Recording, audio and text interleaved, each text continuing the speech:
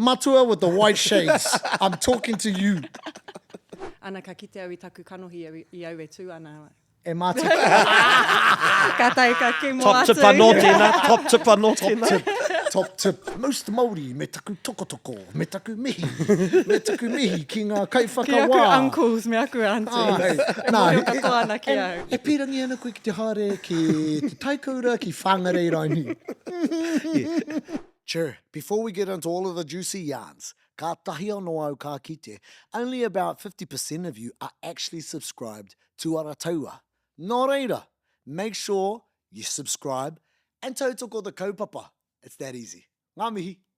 Kōrihi te manu tākiri te ata, ka awatea mai, ki te hōtaka o haka yarns e te iwi e te whānau, nau mai, hoki mai. Anei te pai kōrero, kei taku taha Shay Milne. Doit, tēnā tātou. Wikena nui te mutunga wiki, kei te pēhea? Kei te ki te kapu. Tino ātāhua, kamutu e kōrengarenga ana te kapu, I te mea ko tau mai tā tātou manuhiri. Ai, tika ana e te whānau kua waimari e te pai kōrero I a Otene Hopa, tētahi o ngā tino tau tōhito o te ao haka, Ai. kaitātaki o Hātea, nau mai hoki mai ki te pai kōrero o haka yarns. Tēnā kaurua, tēnā tātou. Tēnā tātou. Weekend e nui tēnei, ana ka kōrero hia a Te Tai Tokerau Āpōpō. Whenua, te tai atu o Orohe, Ai. I tū koe, kare mohe mena I tū koe, e ringi tō whānau, I tū I roto e ngā tau, Ahitereiria. Koia hoki. Ngā tima I tū ki te tai kaura I tēnei wikene.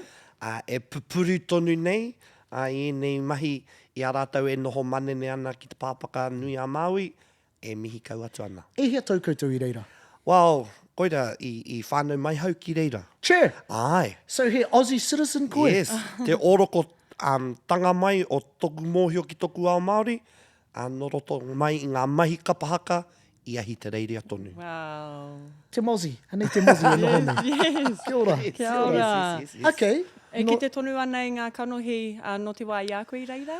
Ko reira tonu ngā whānau. Kia ora. Ko reira tonu ngā whānau, hoi no ko te whakareanga tuarua, tuatoru, tuawhā I nai nei. E mahi ana I ngā mahi.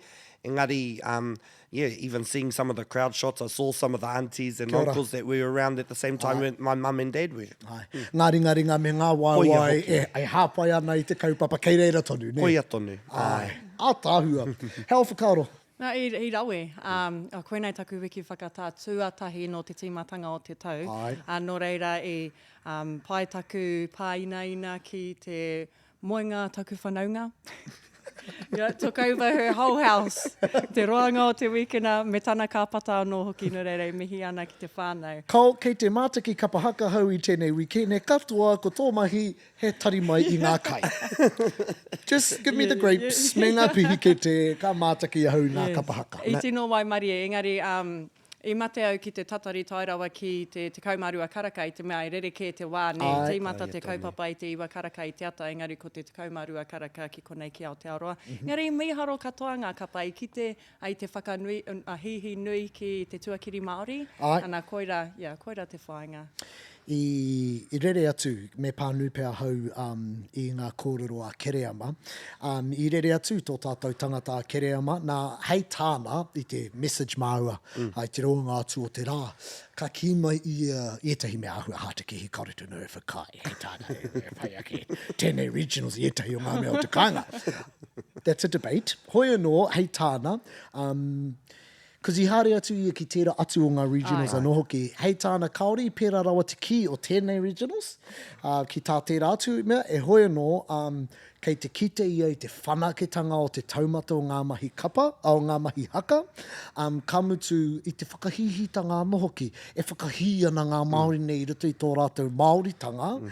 Ka mutu ngā kaupapa pēnei I tēnei nei, e pai ai tā rātou tū I roto I tō rātou Māoritanga, katoa ngā iwi kei reire he Māori, katoa te kaupapa he Māori, ngā moko, ērā mea katoa, hea tāhua, hei tāna. So tērā, ko tāna more than just kapa haka. For some, it's their only way of staying connected ki roto I tō rātou ahurea me tō rātou reo anō hoki. And I'll save the last part for another one. It mightn't have been filled with people, but it was certainly filled with Matatini delegates. I just want to note that because They were missing from Tai Tokerau. Ai, ai.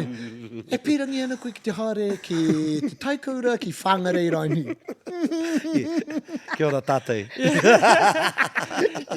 Ko hoki koe ki reira ki te whai koha ki ngā kapa, ko noho raini koe hei kai whakawāki rato i era whakatautai?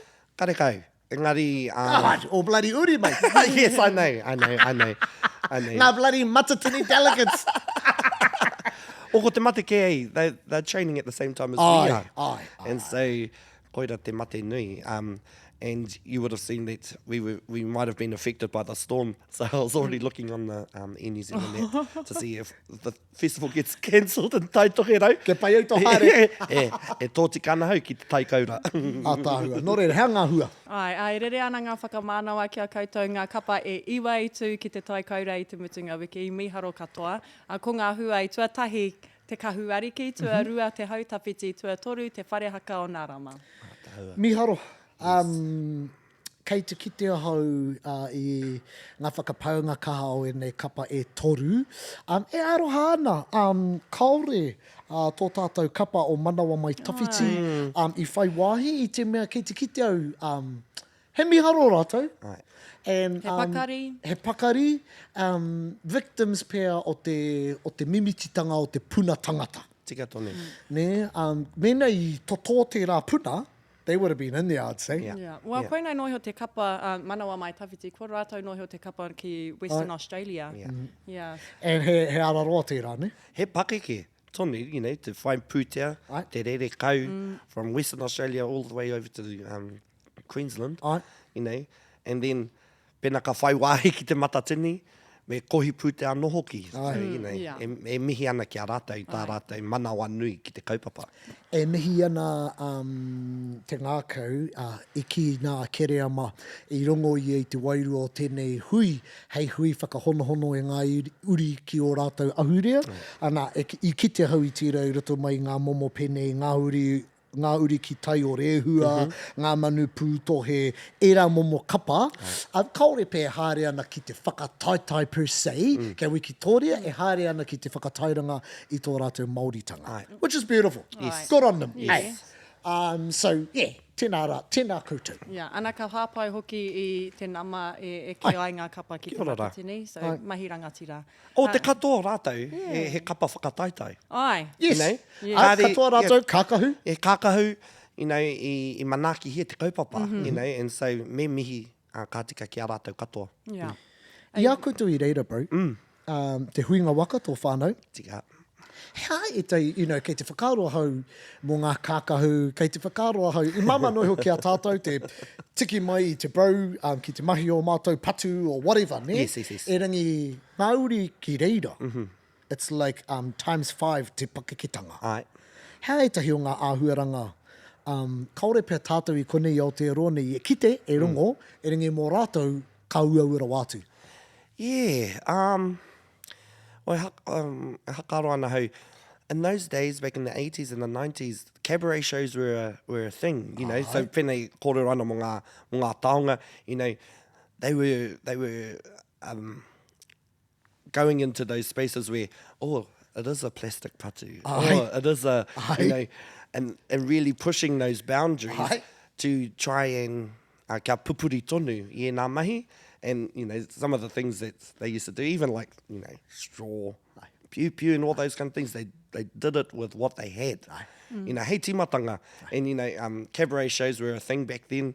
And so the hula hut in Sydney, koira te orokotanga mai o te huinga waka. Sure. Uncle Muriwai and Auntie Venus and them used to do Polynesian dancing. But I whakakao mai a ngā uri Māori, ki te mahi I nā mahi. He hao mohiotanga ki te taha ki te utu, kaore kore he nui te pūtea ki te whakahaere ēnei kaupapa. Well, I auara, I remember it used to be around 50,000 to bring a whole team back. You know, and the whānau, ngā kai haka. Ko ngā iwa te kau era. Yeah, ko ngā iwa te kau tēnā, so kāre kore ko piki rā wātu. Ko tāpara, ko triple R raini, tika tonu. Ka roha. Well, e mihi nui ana kia koutou katoa e whakapau kahana. Ai. I wāhi te kapa o te ata whai pūmanawa i te rā. Ai. Ie, ko rātou i whai wāhi atu ki te matatini, engari i tua whā ki tēnei whakataitai. Ai. Ia tāhua. How whakaro with the top three? Ia, kia pono aku kōrero e nui, i kaha tautoko au i te kapa o te Hau Tawhiti, aku whanaunga kei taua kapa, e tau whanaunga no te arawa, no matakana hoki, anō hoki. Anei tino rongo au i te wairua te kapa rā no rere, pōhehe au ko rātou pia ka eke, engari, e mihi ana ki te Kahu Ariki. Ai. Yes. O whakaro, bro? Te Kahu Ariki, tēnā koutou. Ai. Kua roa nei e ngana ana. Tika. Ki te whai wāhi atu, ana i puta tā rātou ihu, i roto i tēnei tau. So, e mihi ana kia Jay, kia Ngāti, rātou katoa, tēnā koutou. Ai. Te Hau Tawhiti, e kite ana te whanake tonutanga o tēnā kapa, te whakapūmau i ngā koranga. O rātou hoa, o rātou whanaunga, haere ana ki te manaki tērā kapa, tēnā koutou. Nā rama, tēnā hoki koutou. Tēnā koe Doug Petley, Yes. me tō channel YouTube. Yes. E whakamauri nei tō tātou pai kōrero o YouTube. Nā, pai ki au, anarama. Yeah, tino harikoa. Ai, tino tau. Yeah. Mohe o rātou ki tō rātou tuakiri. Ko te kia Kereama, kāti te whakawhirinaki ki ngā tikanga o tērā wāhi e noho nā rātou. E miaro. Ai. E pai, kamatu, pai ki au ana kōrero mo te mōtetea. Koutou ngā kaiako, mō koutou tēnei mōtetea. O tira ngā tamariki moko puna, kia kaha tā tātou, uki tō tātou Māoritanga. I was like, tika, māma. Te waiata āringa i waiatahia e rātou, nā kere ama i tito. So it's doing the round i te mei tīmata ki a te puku, nā Ngāti whakau e waiata i te taurua mano te kaumawaru. NTM anō hoki waiatahia e mātou. So iana kua rere atu ki Ahitereiria. I waiata hoki rātou i te tei o ngā waiata a tātai. Tā rātou waiata tira. I was like, oh, che, I ko whai thought wahi, so. ko whai wahi atu. I thought so. Te rā waiata ki roto i a rātou. Te Hau Tawhiti. Yes. Ki au, unlucky rātou. Kaore Wikitoria. Tērā pia, ko te āhuatanga ki tēnei mea te ihi, does some crazy things to people. Ne? Ana, ia te Kahu Ariki tērā. Ki ana o rātou kete i tēnei mea te ihi. Hoi anō, te Hau Tawhiti, I miharo rātou, ki te rōpū, tō rātou kaitātaki tāne, kaore te mōhio ki te korokena. He's giving me very tainui vibes, pauaroto, rākau manga vibes. I haere i ki reira, ki te mōhio koe ki au? Kaore au te mōhio. Engari, toa i aia te wāhanga ki te kaitātaki tāne. I miharo Tāmaki. ia. I miharo ia. Pai ana kōrero. Miharo tā rātou poi, kei te kite au i, kei te pupuri tonu tō tātou tuahine ki o nā koranga. Yeah. Yeah. But, i hoki te tei o te Tai Tokerau, Tyson, hei, kai raku mā rātou. I roto i ēnei rua wiki. Wrong person. Right group. Ai. Miharo. Tangai tonu ana te ngākau ki tō tātou whaia, ki a takutai. Ana, i roto rā tāna tamaiti te ahuene, ko tāna tamaiti a te tērā. No reira, mihi ana ki a rātou. Yeah. O whakaro crew cam? So, tāmaki, ai. Him and te waikami, ngā kaiako, Ai. partners. Ai. Anō hoki, I tū hoki rāua mō tūhaurangi i ngā tau ki mua. Yeah. Oh, he stood for tūhaurangi? Yeah, rāwatahi. Te Well- matatini ki roto rua. Well, actually, 2013. Waikamihi before tūhaurangi, she was a Ngāori o te whanua. Hey, babe? So, there you go. Ngā tino iwi. Hoi anō, and then haere ana ki a Dre, me tana kapa o Kahu Ariki, miharo rātou full team. Yeah. I tika ana kōrero ki Haka Feels, I te hia kai ana i te whai i te angitu. Ana i eke. Ai. I kite hau i te tūnga mai o Rehua, me tana takutaku i te tīmatanga rā, wana whai kōrero, katoa ira he āwhina i te pikitia o te Māoritanga. Ei, I wikitoria mātou i te whakataitai o te most Māori. And rehua. Boom! Arara kai ki muri te kamera. E whakai mai ana. Hey, most Māori me taku tokotoko, me taku mihi ki ngā kaiwhaka Ki aku wā. uncles, me aku aunties. Nā, Mō katoa ana ki au. And e hara i tēnei te takahi aia, he miharo ia. Tika. Tākoro i o kāri. Ai. Tākoro kāri. Kamatu, i tōia mai rātou tērā waiata o tūranga wahine, tūranga tāne, my 2000s, hei waiata poi mā rātou, Yep. a tāhua. Ātāhura wātu.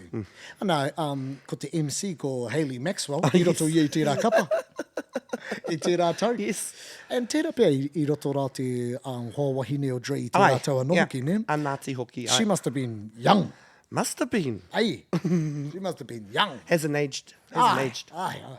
So hoino. He miharo rātou.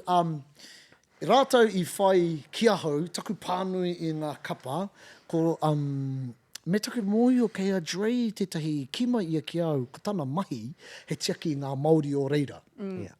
So, rātou kei te whai I te vibe, I think. Ke wikitoria. Tino tākoro ia I te kēmu o te, you know, energy, nekehanga, ngā whakarākeitanga me ngā taura, e rātu āhuaranga katoa. Pai. Yeah, kia ki nei whakaro ko etahi kapa, you know, I kaha whai I aua I taua huarahi, wanna be flash. Engari, me hoki pea ki te tūāpapa o etahi o ngā mahi aka, ngā mahi haka.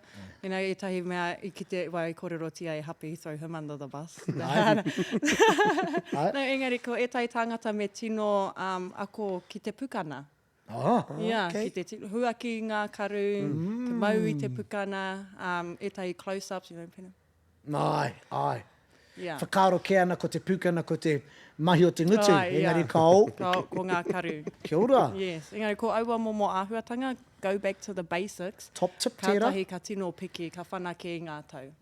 But Add something else. He wāhi anō mo te kapa, and, you know, you want to see sometimes people pushing the envelope sometimes. You know, koira ka whai wāhi atu, the creative license. I etahi taima he o te maka, e ka kite. Engari, e māramana ki tāu e ki mai, me mohi o pūkoe ki ngā tūāpapa o ēnei mai. Ai. It's the, how te risk and reward. Ne? Yeah. And tērā pēr, a dreamer, Kahu Ariki, ko rātou, I risk rātou, kaori I whai reward I te rātu tau, nā I tēnei tau, kua wikitoria. Nō rea he tika tau, risk and reward. Ki te hoki hau, te āhuatanga ki ngā judges, āhua he ririke ngā judges anōki, I te mea, māku kia tātou, ko te ririketanga pēr kia hau, ngā judges, āhua pake ke ake rātou. He observation tērei, tērā pēr ka pukuriri mai rātou kia hau I etahi wā. I would say, te reanga o runga ake I a tātou, e rongo e tuatahi ana ki tēnei me te ihi. Kei ina rongo koe I te ihi, boom, ko wikitoria koe. Tō tātou reanga, quick to get over the ihi, and very critical. Ne? That's what I think. And, you know, and koera pēr te o ngā painga, and I waimaria Kahu Ariki. Kia ora. I don't know, I could be totally wrong. Yeah.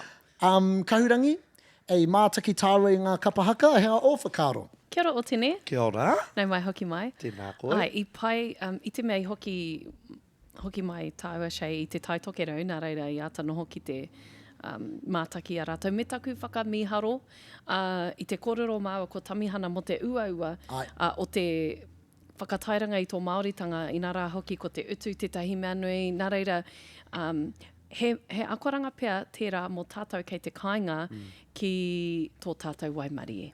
Ai. And so, e mihi ana ki ngā iwi o tērā whenua, matua Isaac, for how they turn on the event, where they get their funding from. And I kite ana I te pakari o te taumata haka, I think. So, ka pai koutou. Tētahi atu me ki te ahau, me kaha tā tātou whaka-ūpē ki ēnei, whakataitai, they're putting the screens right above the stage. Oh, yeah. And he pai tērā, I te mea kaore tātou e pēnei. Yeah. You know, looking at the Yeah. stage and then look off to ka mātaki te screen, kei te titiro whakamua tātou. I ngā wā katoa, he pai tērā. Yeah. He pai tēnā. Ka hoki aku mahara ki te tau aku tū, ana i kite au i te pauaka whakaata, ana ka kite au i taku kanohi i au e tū, ana E mātaki. ka tai ka ki mo Top atu. tip anō tēnā, top tip anō tēnā. Top tip. E tērā atu matatini, i waimari e hau i te mea whakaeke ana hau. Ka kite au tō tātou tangata ue nuku winitana. I reira, hasa. Come on, bro. It's great. Koe rei, waimari ai hau i ia tū. Hoi anō, he whakaro anō au pau mo tērā regionals? Just he mihi ki Whuuuu, New South Wales, Ai. te raranga whānui, me ngā uri o te tai o rehua, Ai. tēnā koutou, e pupuri tonu nei, e rā mai ki roto New South Wales, State of Origin. Kia ora, e mihi kau atu ana, kia rātou katoa. Kia ora. Ka whakaro ai mehe mea ka waka jump etahi o ēnei tāngata. Ngā hunga kaori whai wāhi atu. Kaua noi hoki te, kia tai mai ki te matatini, engari ki te ako tonu i ngā mahi kapa haka. Tega. Yeah. E, whakaro pai tērā i. Yeah. E ringi ka ua, mena kaore rati tō rohe, ei. Yeah. Tawhiti tērā. Ai. Ei. Me te utu o te pinihini, e nei rā. Ai, Kia ai. ora. Pātai tāku ki a koe o tēne. Akan anei a hau e whakaro nei. Hea o whakaro mo tēnei pātai. Ngā kapa o Ahitereiria, ka hoki mai ana rātou ki te matatini, ko tētahi ahuatanga ka kite ahau, well, I think I just saw in their regionals, is pakanga ana rātou ki a rātou anō ka kite tētahi taumata. Engari hoki mai ana rātou ki te matatini. Unfortunately, sometimes I feel that they get a bit lost in all of the haka and the groups o te motu. Yeah. He aha tā rātou, and ētahi wā, he haipapa nui kei runga i a rātou ki te hoki mai, and there's often a kōrero from them, and I heard it at a matatini hui, it's hard for us, what about us, we don't get funding, and I get that point. But i a rātou ka hoki mai, how do they crack it? How do they Me crack it? aha rātou, Yeah. hey, Yeah, ka well, ho whakaro. Hey, koe rā te number one pātai. That Hey, is. how does everyone crack it? Yeah. But particularly for them, eh? Ai. Yes, well, I think it goes back to what Ani was saying. Foundational stuff Kia ora. needs to be on lock. Tēnei mea te pena pūtea, and trying to do a campaign, he pakeke rawa tēnā mahi. So, yeah, I haven't actually got the right answer, but I think it's a combination. I there. think, tēnā koe, I'm going to come in on your question. I think, e maharana au, manawa mai tawhiti, and I think ko te tau tuatahi i tū rātou, rua mano te kaumātahi ki te tai rāwhiti. Probably perfect storm. Because I hoki mai rātou, I roto i tō rātou, well, the tutors anyway, tai rāwhiti tanga. Yeah. And koe rā tō rātou taira, and kaori i tawhiti ake i tērā. Yeah. Ne? And I think e tahi wā, kāhua ngaro pēr tātou i roto i te pātai hea tēnei. Yeah. Hea te taira. Yeah. Because i kia Dre i roto i te haka fields, ko te whakamoinga tēnei o te arawatanga me te tai rāwhititanga. And e tahi wā ka kite koe i tērā. Yeah. And mena ko hau te tahi kaiwhaka wā, koera taku pātai, kei te mātaki hau i te aha. Yeah. Kaore, hea te pikitia whānui e peitahi ana e koutou. Yeah. Kia au. And mena ko hau, I'd be like, just pull it back a bit and just, Be yourself. well, yeah, kimi hea, hea tērā. Ata pātai i tērā kia koutou anō, kia pai ai taku marama, hea yourself. Well, and if I go back to 94, Ai. Te Huinga Waka just missed out on Ai. the finals. Ai. And so if I think about, reflect on what that program was in 94, I ki tā Uncle Muriwai i kawe, te tai rāwhiti ki te i rongo, tēnā tūapapa, ona, and Te Huinga Waka almost made it. Ai. Yeah. Because he relatable tērā. Yeah. I tērā wā, he rere ke ngā wā, Yeah. tau rei. Yeah. Ngā iwa te kau Muriwai, tō māma, tō whānau, Uncle Dave, mā, kauri roa tā rātou noho ki reira. Ka hore. Enengi tēnei ki nā koe ko te whakapaparanga tua toru, tua whā tēnei, ne? Kua roa e ngaro ana. Nō reira, I ahau e kore ana, kimi tō taira. Kei te kite au, hea te uaua-tanga o tira. Yeah. Because they're kind of making it up. What is Māori to them? Yeah. Hey. So, go hard. Kaimatu, he iwi manene. Rātou. Yeah, rātou. Yeah. Tātou. Tātou. Yes. Yeah. He ua. Yeah, he uaua. There's no one answer, but kia kaha, kia au, kia mai. Ai. If it feels mean, then do it. Yes. Sometimes it doesn't work. Hey, kei te kōrero noho a hau I tērā, Right. I te mei pērā mātou I roto I te pūao I tahiwa. Yes. Sometimes it worked, sometimes it didn't. Yeah. We Risk didn't and make reward. it. Yeah, risk and reward, Yeah. hey. Yeah. If it feels mean, go hard. Ana kaore koe mohi o tairawa ki te wākatū koe ki te atamira. Koia. Yeah. And these bloody people that we put up as judges and they decide and you go, why did we put you up? Bueno. Ai hā tā tātou kaupapa wānanga. Kaupapa Wānanga, Polyfest.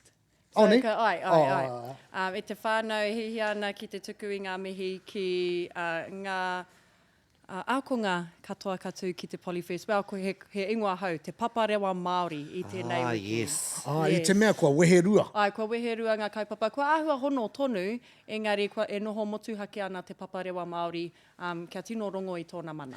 E maharanau ngā take I ngā wāomua I weherua ai, e ra atamira I runga I ngā take huarere o te wā. E rangi ai nei kei te kite ahau kau, kei te ki rātou, ko koutou a tērā wā, ko mātou a tēnei wā. Ai, Yeah. engari ko te ASB Polyfest tonu. Kei raro tonu I te hamara. Ai. Ai, rima te kaumatahi tau, te kaupapa nei e tu ana. Crazy. Yeah, and whitu te kauma toru ngā kapa, wow. Yeah. Ai. Nui ake tērā I te matatini. Yeah. And how hua he hātekehi ne. Ngā wā I tuahau ki te Polyfest, mātou tupu ana ka haere ki te mātakitaki I te Polyfest, koe nei te huihuinga nui o te tau. And hiau e MC ana I te rā nei, I think I whakawā kahu anō ki etahi wā. Haere ana ki reira, ka rongo koe hiko haere ana, ka rongo koe era atu atamira, e huro ana, e paki ana, e katakata ana rātou, ko ngā crowds, kei te woo! Ka haere mai ki te taha Māori, e riri ana koe te MC. E no! ko ngā tūtei kei te pukuriri. Kaurawa! Ke noho! I mua I te tēne te kaumātua. Ko te nere kei tanga tēne o te Māori me e rātu taha. Ko rātou kei te whakanui, tātou kei te whakanoho. Kamutu, ngā iwi o te moana nui akiwa e noho papa ana. Kaumātua mai, tamariki mai. Ki Paparewa Māori, haria ngā tūru, ka noho ki reira, kāre rātou mo te hunuku. Vai. I remember one time, iau e MC ana. Because, you know, ngā whakataata, kei te mōhio tātou I ānei, kau e whakāhua, eh? Koe nei ngā ture. And I remember this one Māori matua. And then I kept getting the things, and for the MCs, he hoha tēnei, because ko ngā bloody tūtei kei te hara mai kia mātou, ko mātou te kai tuku I te bloody pānui, ne? And this one Māori matua, he had white shades on, and he was filming, he te noho pēnei. Me tana kamera, in the middle of the crowd. And ka mea tau, you know, e te whānau, kia maumahara, kaueri koata, papapa, e rua, e toru ngā wā, tua whā. Matua with the white shades, I'm talking to you. Kaua e mea, ki te mpera anō, e kiki ana ngā iwina I a koe ki waho mai ngā kete. Also, he pai aki tēnā I te kaiwhakawā, raising the iPad. And we're like, He was raising the iPad so you can see. Ko te auntie o kahu tēnā. That's when she goes around with all of the iPads, so he takes photos of people. Beautiful. Toki ia. Yes, ko te kaupapa o te tau nei, ko au ko te tai au, ko te tai au, o tai au ko au, he toa tai au taiohi no te moana nui akiwa, ake. Whangara? Ai, e whangara, e ruangara ki te Division toru, te kauma, rua te kauma, iwa ngā kapa. Division rua hei te Wenerei, te kauma rima ngā kapa, na hei te taite, Division tahi te kauma whā ngā kapa. Nā ehia katoa ngā, well, ko te he tau nationals tēnei, no reira hara tēnei te qualifying year, but taku mōhio, e whā ngā kapa, ka whai wāhia te ki te nationals i te nuinga o te wā, te ataki Whā wā. rānei, rima rānei. Something like Te that, raka eh? e whā ki te Polyfest ana ko tahi ki te ahurea. Kau e rua ki te ahurea. Oh, ero. But ko ngā ture ki te ahurea, and this is how, i te kōrero mātou, te te heo ngā kapa. Oh, Helensville. Yes. Ko uri o Ngāti Whātua ki te kaipara. Whai wahi atu ki te nationals mā te ahurea, i te mea te nuingo era kapa i tū i roto i te Division 1. Ko whai wahi ki. And he Division 2 rātou. And so they came like 10th at ahurea, but ka whai wahi tōne. The complexities of ngā kura tuarua.